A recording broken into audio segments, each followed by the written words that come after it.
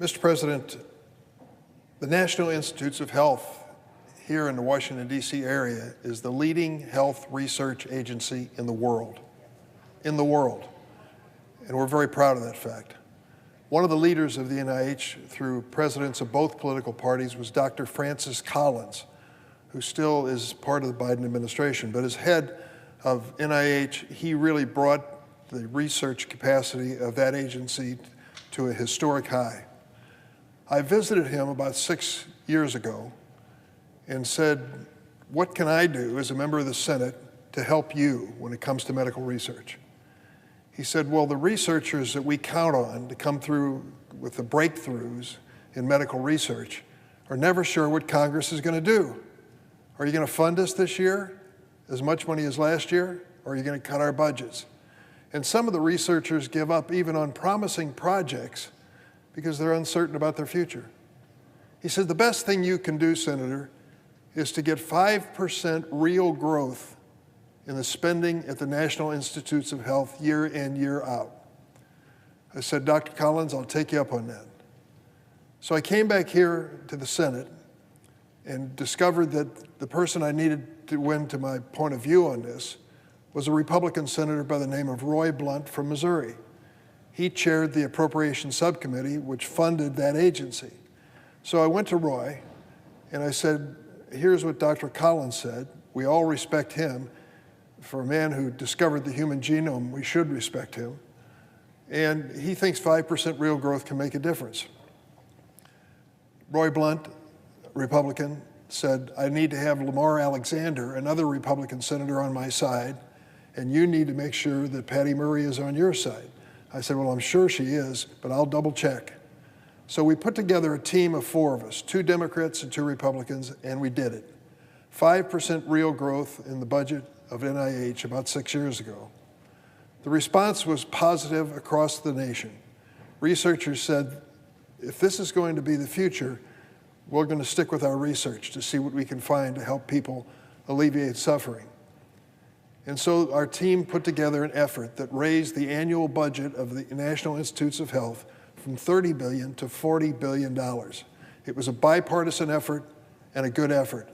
Luckily, some of the research that they had undertaken was of practical value to families across America during the coronavirus epidemic. And so we felt pretty good about it. Now let me switch to another topic. One of the most insidious diagnoses that a person can get is to learn that they have brain cancer, glioblastoma. There are 14,000 Americans each year who are diagnosed with brain cancer. It usually gives them 2 years to live when they receive that diagnosis. 14,000 Americans each year. Ironically, coincidentally, it seems to have touched this body more than most. It was glioblastoma that took the life of Teddy Kennedy and John McCain, and one of our great friends in the Democratic cloakroom, Tim Mitchell. I don't know why. I don't know if that's just a coincidence, but it certainly drove home to all of us what a serious diagnosis this is, glioblastoma, brain cancer. Now I'm going to delve into territory here where my education has not prepared me. I'm a liberal arts major and a law degree, and I'm going to be talking a little bit about science, but luckily I'm going to be reading it, so I'll make sure I get it right. One of the real obstacles to treating brain cancer is what's known as the blood-brain barrier.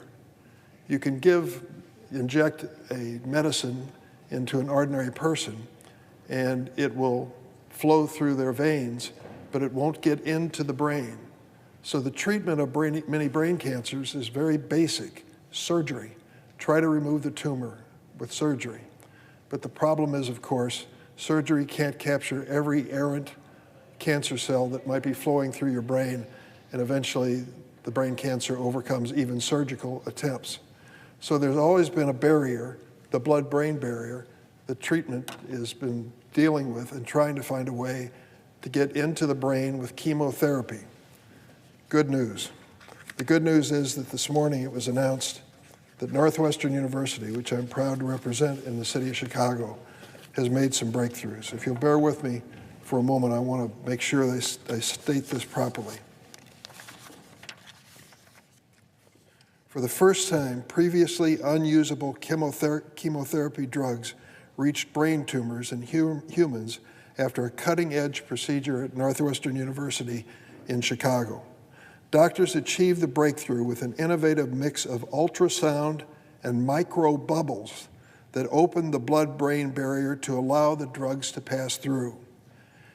Dr. Adam Sonnabend, one of the co-lead investigators, said, "This is a starting point to open the doors for 95% of the drugs that you're usually not even considered for treating brain disease." The Northwestern team released a report on the use of the procedure to treat 17 patients with glioblastoma, the most common and malignant form of brain cancer that's been viewed as incurable. The treatment led to 4- to 6-fold increase in drug concentrations in the patient's brains, the researchers said.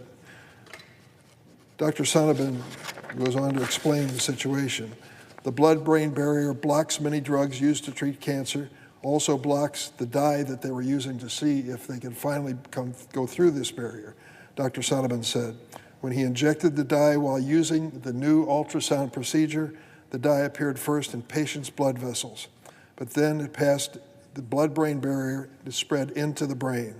The patient's brain lit up in an X-ray that was taken during this procedure to show the effectiveness of this approach. Dr. Roger Stupp, S-T-U-P-P, chief of neuro-oncology at Northwestern Feinberg School of Medicine, also helped lead the project. He said this is the first trial that is taken to the next level with chemotherapy drugs that you ordinarily could not use for brain tumors. In glioblastoma patients, cancer cells scattered through the brain surrounding a tumor inevitably linger after surgery, the doctor said. They've been impossible to get to. Now we have an avenue that might be promising to start dealing in more effective ways, not only with brain cancer, but also with Parkinson's and Alzheimer's. It's amazing to me. It literally made my day to read that story that these researchers, funded by the National Institutes of Health here in Washington, may have finally come through with the ultimate breakthrough that will allow us to treat brain cancer more effectively. Can you imagine the hope this creates in the hearts and minds of so many families who have a victim of brain cancer in the family? Now, why do I raise this on the floor other than to tell you, I think, a fascinating and important story? I do it because it's a political issue. You just heard the Republican leader of the Senate come forward and tell us that he supports the proposal by the House Republicans on budget cuts. Do you know what the House Republican budget does to medical research at the NIH? Let me read it to you. They propose ending the bipartisan commitment to the National Institute of Health by cutting more than $10 billion in 2024. That's 25% of the budget for medical research, and more than $100 billion over the next 10 years. That will shutter hundreds of labs across the country, lead to fewer drugs being developed for cancer, diabetes, serious mental illness, and other devastating conditions. It will decimate American biotechnology innovation and economic growth. And sadly, it will allow China to become the global leader in biomedical R&D. So when we talk about the budget here and budget cuts, and they say we're just going to cut $10 billion, we got to step back and say, but what does that do for medical research in America? We take a step backwards. The hard bipartisan work that brought us to $40 billion is wiped away overnight. Researchers like those at Northwestern may lose heart and worry whether or not there's enough money to continue their research projects and innovation. And what will we lose in terms of the quality of life? We lose the opportunity to come up with the cures that people count on. That's why this means so much to me. It's a small part of the cut that's been proposed by the Republicans in the House, but it's a part that troubles me the most.